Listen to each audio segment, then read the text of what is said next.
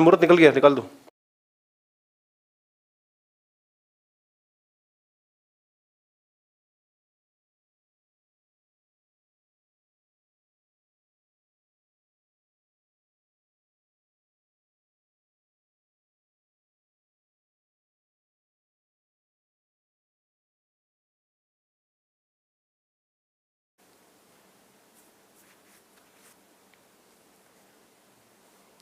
Hello everyone, good afternoon and welcome to the session of Current Affairs for Clat 2020. So dear students, welcome and a very good afternoon. Let's start with the session. In this session, now for today, in this session we have brought the topic economic survey that was conducted for the year 2019 and 20. So these are the few highlights of this economic survey. Let's go through it. So the government has given a term to it. It is Thalinomics. All right. This term came into very much discussion. Economics to Thalinomics, and the reason behind this was थाली is more affordable for Indians now. ठीक है, 2019-20 में बच्चों पूरा जो एक economic survey हुआ पूरे देश के अंदर, तो उसके अंदर गवर्नमेंट ने, यूनियन गवर्नमेंट ने क्या क्या बदलाव जो देश में आए हैं, कौन कौन से पॉजिटिव चेंजेस जो इंडिया में जो आए हैं इकोनॉमिक्स को लेकर के, उस पे पूरा सर्वे किया। इसीलिए इसका नाम ही क्या है बच्चों, इसका नाम ही है इकोनॉमिक सर्वे। इकोनॉमी पे जुड़ा हुआ किया गया देश में पूरा सर्वे। तो उसमें बीते सालों के अंदर जो है वो कितना बदलाव आया है, how much positive change has come into the country, तो वो बताया, उस पे पूरा सर्वे होता है। तो उसमें बोला कि भाई थाली जो होती है वो अब जो है वो मतलब कि पेट भर के जो इंसान खाना खाता है वो बहुत अफोर्डेबल हो चुकी है भारतीयों के लिए, इंडियंस के लिए। The economic survey said that affordability of thalis vis a day's pay of a worker, अगर उसको पूरा जोड़ा जाए एक दिन के वर्कर की जो है वो सैलरी से उसका जो पेमेंट मिलता है, हैज इंप्रूव्ड 29% फ्रॉम 2006-7 टू 2019-20। ठीक है, तो पहले से अब के बीच में जो है वो alright student, few students are still in the, भाई देखो क्लास का टाइमिंग जो है वो 1:30 रखा गया है। ऑलराइट, क्लास ही नहीं चल रही है, वो मेरे ख्याल से आपने 1 o'clock देख लिया होगा। बट डोंट वरी, जैसा आपको मैंने कल बोला था, कल दिक्कत भी आई थी, परेशानी भी आई थी बच्चों कि 2 क्लासेस जो है वो पैरेलल चल रही थी, हाँ या ना। तो मैंने आपको उस समय प्रॉमिस भी किया था कि देखो ये एक दिन की प्रॉब्लम है, कोई बात नहीं, इसको कुछ दिनों तक एक दिन के लिए मैनेज कर लो, बाकी आगे जो है वो ऐसी प्रॉब्लम जो है नहीं आएगी। So as what I promised you yesterday, आज देखो है वो जो सारी की सारी क्लासेस जो है वो बैक टू बैक चल रही है, कोई भी आपकी क्लैट की क्लास जो है वो ओवरलैप नहीं हो रही है, क्लैश नहीं हो रही है। सो डोंट वरी, जो हमने 1:15 पर इंग्लिश लैंग्वेज का सेशन वाइंड अप किया था, उसके बाद अब उसके आगे जो है वो 1:30 पे क्लैट का सेशन हमारा करंट अफेयर्स का रहेगा। सो चिंता की, टेंशन की, घबराने की कोई बात नहीं है। जैसे कल हो गया था वैसे आज नहीं हुआ, आज जो है वो सारी क्लासेस बैक टू बैक चल रही हैं। Okay, Pushkar good afternoon, Krishna good afternoon, Shivi good afternoon, Borita good afternoon. ठीक है, शायद मेरे ख्याल से ऐप में जो है वो एक मिस इन्फॉर्म्ड रह गए सबके सबकी, 1 o'clock वहां पर रह गया था, लेकिन डोंट वरी, जो है कुछ मिस नहीं हुआ है। I have started the session just now, 1:30 मैंने इसको शुरू किया है। ओके, चलो भाई, इंपॉर्टेंट टॉपिक है इकोनॉमिक सर्वे 1920 का, और इसके अंदर जो बोला जा रहा है कि भाई थाली जो है वो बहुत अफोर्डेबल हो गई है। 2006-7 के अंदर जिस दाम के अंदर एक थाली आती थी खाने की, वेजिटेरियन थाली, जिसको एक दिन का एक पर डे जो है वो कमाने वाला, रोजाना कमाने वाला जो इंसान है वो कैसे अफोर्ड कर पाता था, तो इसमें यहां पर बोला गया है कि द अफोर्डेबिलिटी ऑफ थालीज, कि एक थाली जिसमें पेट भर के इंसान, गरीब आदमी जो खाना खा सकता है, नॉर्मल इंसान खाना खा सकता है, affordability of thalis vis directly किससे, a day's pay of a worker, एक श्रमिक के एक दिन के पेमेंट के बराबर, हैज इंप्रूव्ड, और कितना इंप्रूवमेंट आया है, 29% आया है 2006-7 से लेकर के 19-20 के अंदर। ठीक है, इन 12 सालों के अंदर। Got it? While that for the non-vegetarian thalis 18% का जो है वो इंप्रूवमेंट आया है। मतलब जितना पहले मिलता था उससे जो है वो अब उसको 18% सुधार आया है उसके अंदर, 18% अब वो उसको और अफोर्ड कर सकता है, ये इंप्रूवमेंट आया है पहले से अब तक के बीच में। 29% फॉर वेजिटेरियन थाली and 18% for a non vegetarian थाली। और इसी को पूरा जो है वो टर्म भी दिया गया था, it was called thalinomics, right, combining the two words thali and economics. So the new term was coined, that is thalinomics. It was coined by the union government only कि भाई थालीनॉमिक्स जो है, एक इंसान पेट भर के खाना खा सकता है, उसमें कितना सुधार आया है, उसमें कितना इंप्रूवमेंट आया है, उसको लेकर के इकोनॉमिक सर्वे के अंदर सबसे पहला पॉइंट ही यूनियन गवर्नमेंट ने ये प्रेजेंट किया था कि इतना ज्यादा डिफरेंस, इतना ज्यादा इंप्रूवमेंट, 29% का इंप्रूवमेंट आया है 2006-07 से लेकर के 19-20 में। Okay, moving ahead to the next point, more new firms created, बहुत सारी और भी जो है वो फर्म्स, कंपनीज जो है वो ओपन हुई है, बनाई गई हैं, ठीक है। ये जो है वो दोस्तों ध्यान रखना बच्चों, इकोनॉमिक सर्वे के अंदर वो इकोनॉमिक्स से जुड़ी हुई देश में होने वाली हर चीज को सर्वे में इंक्लूड करता है। तो हर एक चीज जो है वो नोटिस की गई, जो है वो सर्वे की गई। तो इकोनॉमिक सर्वे जो है, ईएस जो है, उसने हाईलाइट किया कि भाई कितना 1.24 lakh new companies, new firms created in the year 2018. 2018 के अंदर 1.24 लाख न्यू कंपनीज जो है वो बनाई गई। An increase of about 80% from about 70,000 in 2004. जो 2014 में 70,000 हुआ करती थी, उसी का 80% जो है वो इंप्रूवमेंट या इंक्रीज आया है। ओवरऑल फैक्ट्स एंड फिगर्स ध्यान रखना क्या कि इकोनॉमिक सर्वे के अंदर क्या पाया गया। इकोनॉमिक सर्वे 1920 में ये पाया गया कि 1.24 लाख जो है वो नई कंपनीज बनी है 2018 में, ठीक है। 47.33 lakh houses completed per year in 1819 under PMAY ग्रामीण। ध्यान रखना, दो चल रही हैं ये, प्रधानमंत्री आवास योजना ग्रामीण और प्रधानमंत्री आवास योजना शहर अर्बन, ठीक है। तो ये PMAY जो है वो प्रधानमंत्री आवास योजना है, दो चलती है, एक चलती है ग्रामीण क्षेत्रों में और दूसरी चलती है शहरी क्षेत्र में। जो ग्रामीण है उसका नाम सिंपली बनाया गया PMAY ग्रामीण, और जो शहर में चलती है उसका क्या बोलते हैं, PMAY अर्बन, राइट। तो यहां पर अपने को सीधी सीधी बात कह रहा है कि 47.33 लाख हाउसेस जो है वो कंप्लीट होकर तैयार हुए हैं पर ईयर, एक साल के अंदर 18 से 19 के अंदर तैयार होकर बन के तैयार हुए हैं प्रधानमंत्री आवास योजना ग्रामीण में। The survey noted the two schemes, कौन कौन सी, प्रधानमंत्री आवास योजना कौन सी बच्चे, ग्रामीण वाली, एंड प्रधानमंत्री आवास योजना अर्बन शहरी वाली, राइट, PMAYG PMAYU। इसके दौरान जो है वो सर्वे ने क्या नोट किया, दोनों स्कीम्स के तहत seek to achieve the target of housing for all by 2022। तो ये PMAYG एंड PMAYU क्या टारगेट लेके चल रहा है, हर व्यक्ति का खुद का घर हो, हर व्यक्ति के पास में खुद का घर हो। इस टारगेट को लेके जो है वो ये स्कीम्स क्या फोकस कर रही हैं, 2022 तक जो है वो हर व्यक्ति के पास में, ग्रामीण क्षेत्र में, शहरी क्षेत्र में, हर व्यक्ति जो वर्कर है कोई भी क्लास का है उसके पास में खुद का घर अपना होना चाहिए। ये जो है वो अपने को बात यहां बता रहा है। And don't forget the exact figure, how many houses, 47.33 lakh houses completed per year in the year 1819। तो ये पूरा जो है अपने को we need to remember, memorize this figure 47.33 lakh, ठीक है, पॉइंट्स में नहीं है, वो लाख को शो कर रहा है इसलिए ध्यान रखना, ठीक है। 47,33,000 it actually means। Good afternoon my dear students on YouTube also. चलो तो शुरू करते हैं, लेट्स कंटिन्यू द सेशन।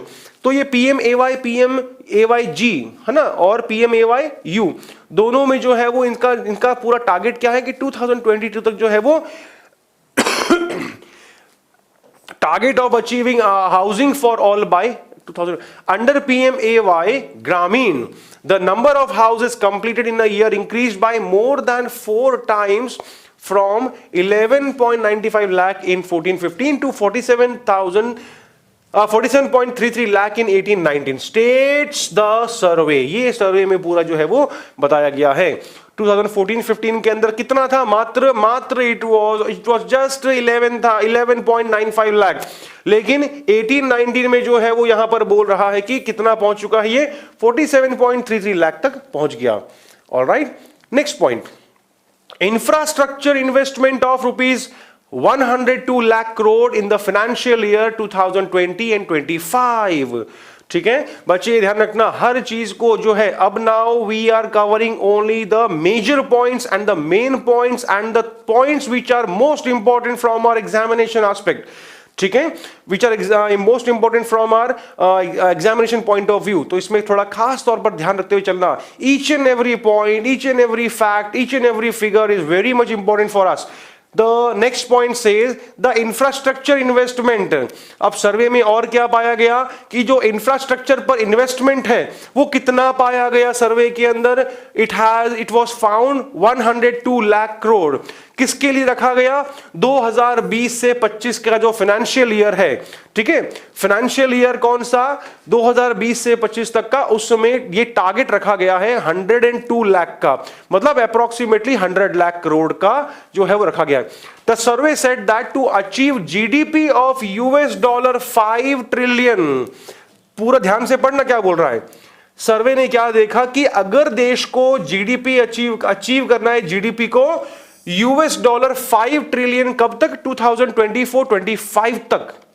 ठीक है, आने वाले 5 सालों के अंदर अगर देश को जो है वो अपनी जीडीपी करनी है $5 ट्रिलियन तक, तो इंडिया को क्या करना पड़ेगा, India need to spend about $1.4 trillion, that is 100 lakh crore over these years on infrastructure.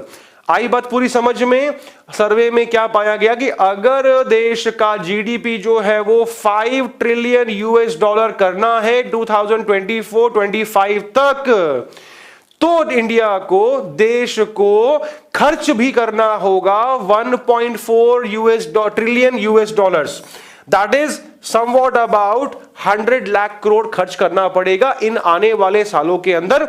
क्यों करना पड़ेगा, कहां करना पड़ेगा, इंफ्रास्ट्रक्चर पर करना पड़ेगा, so that the lack of infrastructure does not become a constraint to the growth of Indian economy. इससे कारण क्या बोल रहा है, क्योंकि इतना पैसा, इतना जो है वो अप्रोक्सीमेटली 100 लाख, एक्चुअली 1.102 लाख करोड़ जो है वो needs to be spend. Why खर्च करना है, स्पेंड करना है इंफ्रास्ट्रक्चर पे। एक्चुअली इट्स नॉट स्पेंड करना, इट्स एक्चुअली इन्वेस्ट, है ना, तो करना ही होगा, क्योंकि अगर लैक ऑफ इंफ्रास्ट्रक्चर हो गया तो वहां पर वो अपने आप के अंदर एक कॉन्स्ट्रेंट बन जाएगा, हर्डल बन जाएगा इंडियन इकोनॉमी की ग्रोथ के अंदर।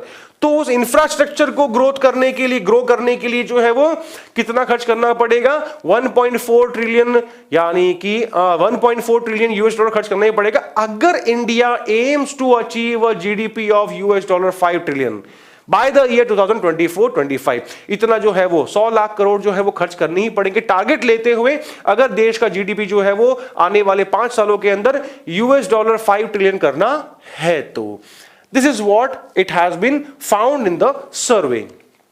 Next point, 7.9% growth registered in livestock sector।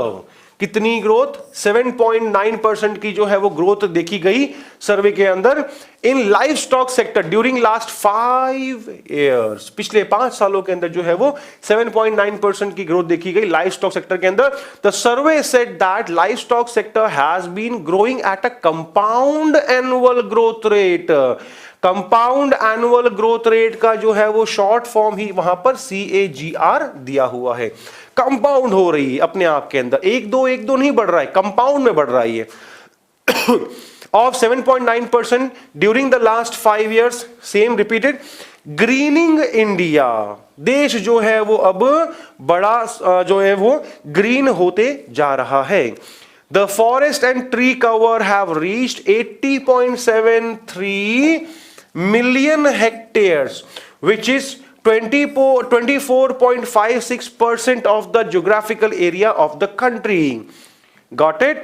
कितना हो चुका है अब फॉरेस्ट एरिया, ट्री एरिया जो है देश के अंदर 80.73 मिलियन हेक्टेयर्स तक पहुंच चुका है, जो पूरे कंट्री के ज्योग्राफिकल एरिया का 24.56% है। So the India of today is greening day by day. That's what this next point tells us. ठीक है, मतलब क्या है कि ग्रीन एरिया की जो है अपने आप के अंदर ध्यान रखना, वो एरिया बढ़ रहा है। लार्ज एंड लार्ज एरिया जो है वो उसको इंप्रूवमेंट आ रहा है, पर पेड़ कट रहे हैं कहीं पर तो पेड़ उगाए भी जा रहे हैं, so as to maintain the balance. All right.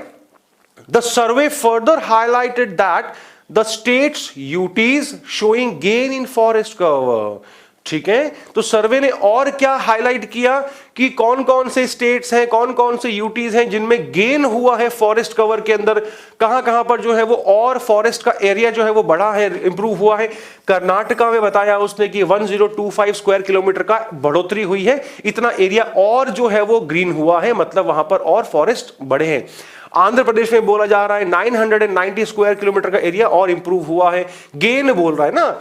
Jammu and Kashmir में बोला जा रहा है 371 स्क्वायर किलोमीटर बढ़ा है, whereas those showing loss in forest. अब इस सर्वे के अंदर वो हर बात निकालेगा, प्लस भी निकालेगा, माइनस भी निकालेगा। तो माइनस भी इसने निकाल दिया कि कौन कौन सी स्टेट्स हैं, यूटीज है जहां पर लॉस इन फॉरेस्ट है, कहां कौन कौन सी जगह है जहां पर जंगलों वाला एरिया जो है, फॉरेस्ट एरिया जो है वो रिड्यूस हुआ है, घटा है बीते समय के अंदर। तो कौन कौन से? Manipur, Meghalaya, Arunachal Pradesh and Mizoram. So that is the eastern part of our country. तो यहां पर जो है वो घटा है ग्रीन एरिया, फॉरेस्ट एरिया, इसमें सर्वे में पूरा साफ साफ आया है। In the forest report 2019, the total carbon stock in forest is estimated as 7,124.6 million tons, showing an increase of 42.6 million tons as compared to the last assessment that was done in the year 2017.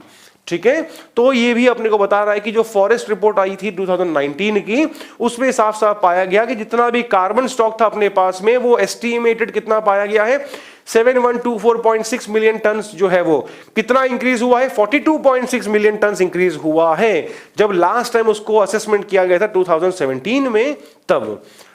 Next is saying Ayushman Bharat and health. Dear students, we have read this already read this topic yesterday, right? So देख लेते हैं इसको एक बार जरा। इसको हमने पढ़ा है कल तो डिटेल के अंदर। Ayushman Bharat, the world's biggest health scheme, care scheme to improve access to health and delivery best, भी हमने इसको पढ़ा है कल। हेल्थ सर्विसेज को लेकर के मैसिव स्केल पे काम कर रहा है इस योजना के अंदर। Has set up 28,005 health and wellness centre, 28,000 करीब जो है वो हेल्थ एंड वेलनेस सेंटर खोले गए हैं, सेट किए गए हैं। एज ऑन 14 जनवरी 2020, ये सर्वे में पूरा आया। To promote preventive health care, अब यहां पर क्या बोल रहा है वो सर्वे कि इसको और बढ़ावा मिले प्रिवेंटिव हेल्थ केयर को। 1.5 lakh Ayushman Bharat health and wellness centres are propose to be set up by 2022। ठीक है, 1.5 लाख आयुष्मान भारत वेलनेस सेंटर्स, इतने तो खोल दिए हैं 28,000 समथिंग एंड 28,005। अब ये बोल रहा है कि 1.5 लाख जो है वो और आगे खोलने का प्लान है 2022 तक, ताकि पूरा का पूरा जो है वो प्रमोट किया जा सके। Preventive measures can be taken as far as the health care system is concern. ठीक है, moving ahead, as per the latest national health accounts 2016-17, अब देखो ये सारी रिपोर्ट्स आई हैं अपने पास में ना, सर्वे ने क्या क्या पाया किस किस रिपोर्ट के हिसाब से। तो लेटेस्ट जो रिपोर्ट आई है नेशनल हेल्थ अकाउंट्स 16-17 के according, the out of pocket, जिसको हम शॉर्ट में कहते हैं OOPE, ठीक है, आउट ऑफ पॉकेट एक्सपेंडिचर, भाई पैसा नहीं है गवर्नमेंट के पास में, कहां लगाए, तो उसका मुद्दा। The out of pocket expenditure on health as a percentage of total health expenditure declined from 64% in 2013-14 to 58। अब ये मुसीबत नौबत नहीं रही, कम हुआ है, इसके अंदर कमी आई है। Observe the economic survey. Next point से 2.6 करोड़ जॉब्स, कितनी नई नौकरियां, 2.6 crore jobs created in rural and urban areas between 11-12 to and 2017 and 18 बीते कम से कम ये हो गए मेरे ख्याल से 7-8 साल। तो बीते 7 से 8 सालों के अंदर 2.6 करोड़ जॉब जो है वो बनी है, इतने लोगों को जो है वो एम्प्लॉयमेंट मिला है, ऐसा सर्वे में पूरा सामने आया। The survey said that along with efforts, भाई प्रयासों के साथ में, फॉर जनरेटिंग एडिशनल एम्प्लॉयमेंट, अतिरिक्त रूप से रोजगार मिल सके सबको, special focus has been on improving quality of jobs. और क्या पाया गया कि भाई फोकस किस पे रहा है, इंप्रूव करने का क्वालिटी ऑफ जॉब्स को लेकर भी, and formalisation of the economy. The share of regular wage salaried employees has increased by 5 percentage points from 18% in 11-12 to 23। इतना जो है वो रेगुलर वेज वाले यानी जो दैनिक मजदूरी मिलती है और जो सैलरीड एम्प्लॉयज हैं, हैज इंक्रीज, कितना बढ़ा, 5 परसेंटेज पॉइंट्स बढ़ा है, 18% से लेकर कितना आ चुका है, to 23% in 17-18। In absolute terms अगर हम एकदम साफ साफ शब्दों में बात करें, there was a significant jump of around 2.62 crore new jobs. इस फिगर को ध्यान रखना, अराउंड 2.62 करोड़ नई जॉब्स हैं अगर हम straight away if we talk in the absolute terms, with 1.21 crore in rural areas and 1.39 crores in urban areas in this category। ठीक है, ये ओवरऑल अपने को ध्यान रखना है कि ओवरऑल जो है वो बीते 7 सालों में 11-12 से लेकर 16-17 तक जो है वो कितना इंप्रूवमेंट आया है, कितनी जॉब्स क्रिएट हुई, 2.62 करोड़ जो है वो जॉब्स क्रिएट हुई। Moving ahead, the next point which mentions about the economic survey 1920 is, क्या कहता है अपने को, India has become second largest emerging green bond market after China. सबसे पहले नंबर पे कौन है, चाइना है। चाइना के बाद जो है वो ग्रीन बॉन्ड मार्केट के अंदर दूसरा देश जो है वो सबसे बड़ा देश उभरता हुआ जो है वो सामने आया है। The survey observed that India has the second largest emerging green bond market। India में जो है वो सबसे दूसरे नंबर का उभरता हुआ मार्केट है ग्रीन बॉन्ड मार्केट का, आफ्टर चाइना। बॉन्ड जो चलते हैं, the SBI entered the market with an $650 million certified climate bond। इसमें इस मार्केट में ग्रीन बॉन्ड मार्केट के अंदर सबसे पहले कौन आया, SBI आया देश के अंदर, विथ एन कितना $650 million certified climate bond. India also join international platform of sustainable finance. ठीक है, international platform on sustainable finance in 19 to scale up, बढ़ाना इस चीज को, द इन्वायरमेंटली सस्टेनेबल इन्वेस्टमेंट्स को लेकर के, लंबे जो है वो लंबे समय तक जारी रहने वाले, सस्टेनेबल बोल रहा है इन्वेस्टमेंट्स को लेकर के। ठीक है, तो पहला कौन सा है वहां पर ग्रीन बॉन्ड मार्केट के अंदर, चाइना है। सेकंड पे कौन है जो अभी उभरा है, इमर्ज हुआ है सबसे बड़ा मार्केट के रूप में, इंडिया। ठीक है, द नेक्स्ट पॉइंट कहता है all urban areas of 35 states union territories declared open defecation free. ठीक है, इसको शॉर्ट के अंदर ODF भी कहते हैं। तो भाई जितने भी शहरी क्षेत्र हैं, अर्बन एरियाज हैं of 35 states and union territory, सबकी घोषणा कर दी है कि भाई जिसको लेकर के मुहिम चलाई जा रही थी 2011 से 2012-13 से कि स्वच्छ भारत अभियान को लेकर के, उसी में यहां पर जो है वो अचीवमेंट अपने आप के अंदर जो प्राप्त हुआ है। स्वच्छ Bharat mission urban was launched in 2014 with twin objectives. इसके 2 उद्देश्य जो है वो को लेकर के शुरू किया गया था। पहला उद्देश्य क्या था, एंश्योर करना कि 100% सॉलिड वेस्ट का जो है वो मैनेजमेंट हो सके। ठीक है, सॉलिड वेस्ट जो भी है उसका पूरा 100% कंप्लीट मैनेजमेंट हो सके। और दूसरी बात क्या उसमें जो है वो एंश्योर करनी थी, अर्बन इंडिया जो है वो ओपन डेफिकेशन फ्री हो जाए, ODF हो जाए, मतलब कि खुले में शौच वगैरह जो है उससे पूरा पूर्ण रूप से मुक्त हो जाए पूरा। ठीक है, to achieve total environmental improvement. तो दोनों को इंश्योर करने के लिए ही वहां पर जो है वो शुरू किया गया था स्वच्छ भारत मिशन को इन द ईयर 2014। पहला तो कौन सा, सॉलिड वेस्ट मैनेजमेंट का 100% साइंटिफिक सॉलिड वेस्ट मैनेजमेंट हो सके। दूसरा बोल रहा है कि अर्बन इंडिया जो है वो कंप्लीटली ओडीएफ हो जाए। ओडीएफ का मतलब क्या होता है बच्चों, ओपन डेफिकेशन फ्री, है ना, खुले में शौच से पूरा कंप्लीटली पूर्ण रूप से वो मुक्त ही हो जाए आराम से, ऐसा उसको लेकर के, इसीलिए बोल रहा है ट्विन ऑब्जेक्टिव्स। अब यहां पर क्या कह रहा है, all urban areas of 35 states and union territories have become open defecation free and percentage of waste processing rose from around 18% to 60%। पूरा फ्री भी हुआ ओपन डेफिकेशन से, एंड जो प्रतिशत था ऑफ वेस्ट प्रोसेसिंग का वो भी बढ़कर के अब कितना हो गया, 18 से कितना हुआ, 60% हुआ। मतलब कि लोग जो है वो खुले में शौच से उसमें से अब बदलाव आना शुरू हुआ। सो द नेक्स्ट पॉइंट से सर्विसेज सेक्टर जो है वो देख रही है 33% का jump in the gross FDI.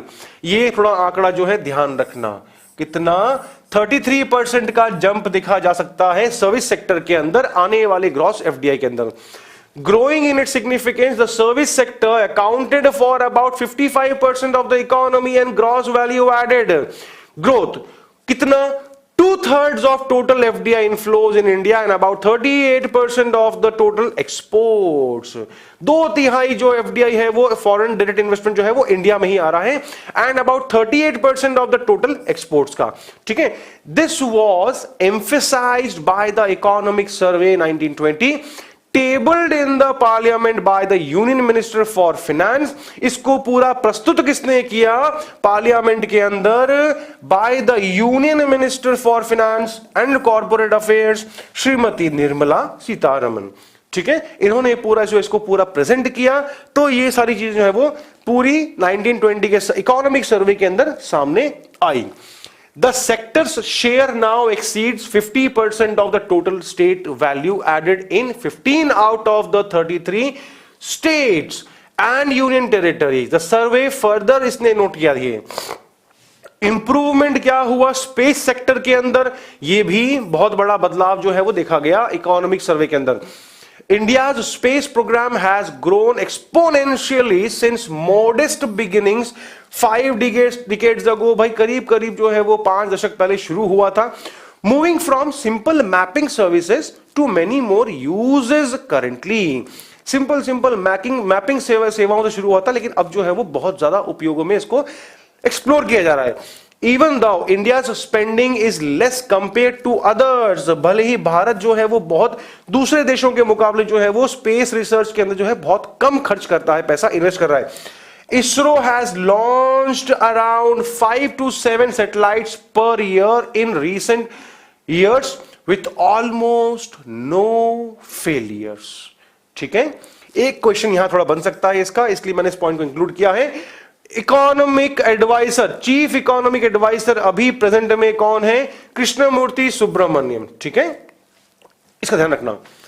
चलिए, rationalisation of government intervention to boost economic freedom and wealth creation required. क्या बोल रहा है यहां पर, the economic survey said that while there is a case for government intervention when markets do not function properly, excessive intervention, especially when the market can do the job of enhancing citizens' welfare perfectly well, stifles economic freedom and creates dead weight loss, which is the loss created by the wasted chance of creating a consumer and producer surplus, and reduces wealth creation by not allowing efficient allocation of entrepreneurial resources and energy to productive activities, thereby promoting economic dynamism।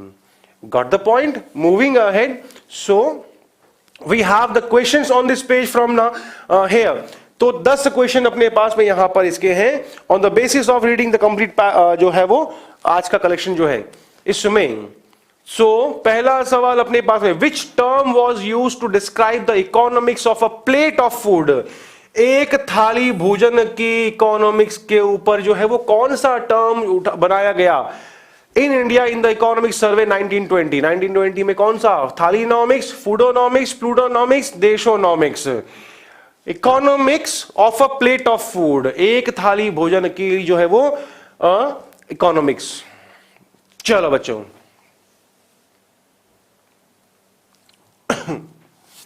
So dear students, 1920 की economic survey के अंदर एक थाली के भोजन के ऊपर economics, तो उसको नाम क्या दिया गया?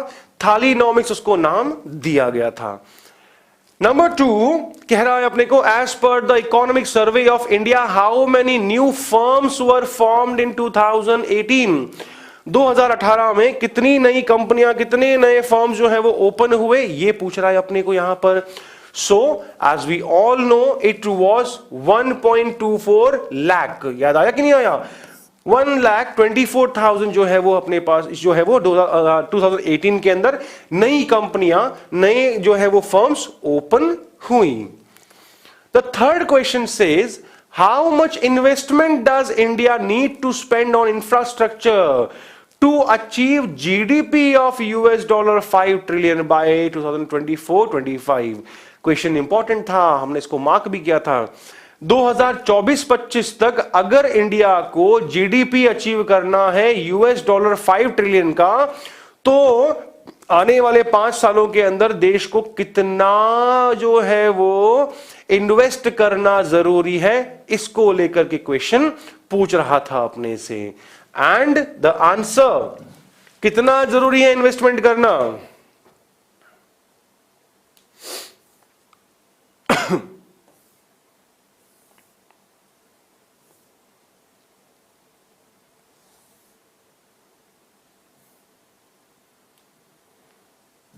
Here, इस पेज पर द सर्वे सेड दैट कितना खर्च करना जरूरी है?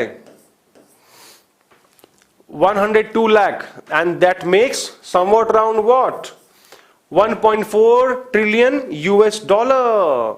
Yes or no?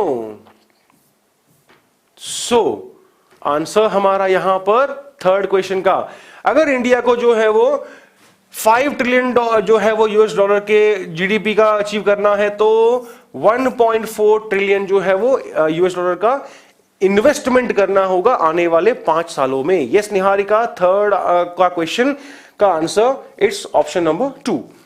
How many new jobs were created in India between 11-12 and 17-18 as per the economic survey 1920? Economic survey 1920 के दौरान 2011-12 से लेकर के 17-18 के बीच में कितनी सारी नई नौकरी जो है वो जॉब्स क्रिएट हुई, इसके बारे में पूछ रहा है अपने से। So the answer 6.3, 4.4, 5.5, no, approximately 2 crores जो है वो अपने इसके जो है वो नई नौकरियां क्रिएट हुई हैं 4 के अंदर, बिल्कुल। चलो number 5, which country has the largest emerging green bond market? कौन से देश का सबसे बड़ा जो है वो ग्रीन बॉन्ड मार्केट है? ये क्वेश्चन इनडायरेक्टली पूछा गया है अपने से। इकोनॉमिक सर्वे के अंदर इंडिया को तो नंबर 2 पे पाया गया है उभरता हुआ ग्रीन बॉन्ड मार्केट, राइट? सबसे बड़ा उभरता हुआ ग्रीन बॉन्ड मार्केट के पोजीशन में सेकंड नंबर पे पाया गया है। लेकिन what the question is asking is, what the question is saying is country which has the largest emerging, सबसे बड़ा जिसका जो है वो ग्रीन बॉन्ड मार्केट है, तो कौन सा है भाई? ये तो नंबर 2 पे है। सबसे ज्यादा किसका है? आफ्टर चाइना बोल रहा था अपने को। So the answer is China has the largest green bond market. Yes exactly. Identify the true statement about स्वच्छ भारत अभियान। इनमें से कौन सा फर्स्ट, सेकंड, थर्ड, कौन सा स्टेटमेंट करेक्ट है वो अपने को पता लगाना है इसमें। स्वच्छ Bharat mission was launch in 2014, क्या वो 14 में लॉन्च हुआ था? The main objectives of Swachh Bharat Abhiyan were to ensure 100% scientific solid waste management and to make urban India open defecation free. ODF करना था पूरे अर्बन इंडिया को, बिल्कुल। तो हमारा फर्स्ट पॉइंट भी राइट है यहां पर कि स्वच्छ भारत मिशन जो है, स्वच्छ भारत अभियान जो है वो 2014 के अंदर 2014 में शुरू हुआ था, लॉन्च हुआ था। इसका ऑब्जेक्टिव क्या था? एक तो 100% साइंटिफिक रूप से सॉलिड वेस्ट मैनेजमेंट का पूरा हो मामला, दूसरा जो शहरी भारत है उसमें जो है वो खुले में शौच पूरा बंद ही हो। तो मेक श्योर कि ओपन डेफिकेशन जो है वो कंप्लीटली उससे मुक्त हो जाए। फ्री मतलब फ्री वाला नहीं है, ये फ्री मतलब मुक्त हो जाए उससे अर्बन इंडिया जो है। तो फर्स्ट स्टेटमेंट भी राइट है हमारा, second statement is also correct. Third says 33 states UTs have become ODF. No, ये स्टेटमेंट हमारा गलत है ना। थ्योरी में हमने देखा है 33 नहीं है, कौन सा है, 35 है। So according to this question only first statement and the second statement, these two statements are correct. So fourth option will be the right answer. First and third नहीं होगा, second third नहीं होगा, first only नहीं होगा। 14 में शुरू हुआ, ये भी राइट है। 100% सॉलिड वेस्ट मैनेजमेंट हो जाए और अर्बन इंडिया पूरा ओडीएफ हो जाए, दोनों था इसका। 7th क्वेश्चन पे आते हैं, how much percentage jump of service sector, service sector के अंदर कितना परसेंटेज के जंप को रिकॉर्ड किया गया ग्रॉस एफडीआई के अंदर, वो पूछ रहा है। मार्क किया है 50%, 55%, 33% या फिर 68%, एंड द आंसर इज 33% के जंप को रिकॉर्ड किया गया है ग्रॉस एफडीआई के अंदर सर्विस सेक्टर में, इकोनॉमिक सर्वे 1920 में। ठीक है, ये हमने मार्क भी किया था। From the year 67 to 1920 affordability of non vegetarian thalis has improved. कितना इंप्रूव्ड हुआ है भाई? 29%, 18%, 33% या फिर 44। वेजिटेरियन थाली में इंप्रूवमेंट कितना आया? 29, एंड द नॉन वेजिटेरियन थाली it was found an improvement of 18%, right? Second option यहां पर क्वेश्चन नंबर 8 का होगा।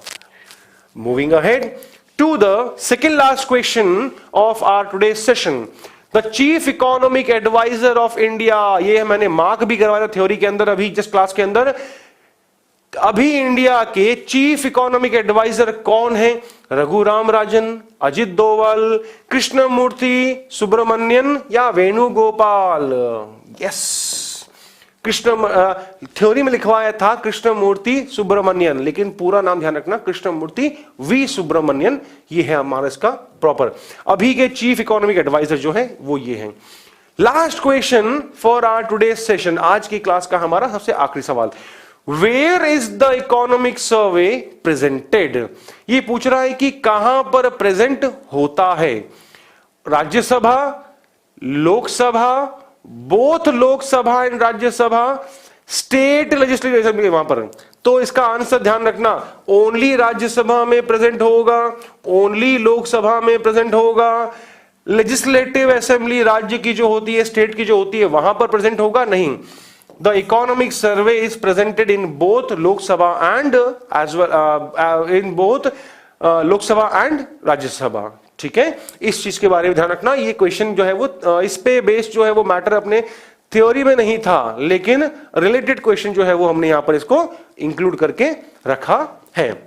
सो डियर स्टूडेंट्स, बिल्कुल Dushyant, your answer is correct. 10th question का राइट आंसर जो है वो थर्ड ऑप्शन होगा। That was all for today's class. I hope you enjoyed. Do make your own notes. See you in the next class. Till then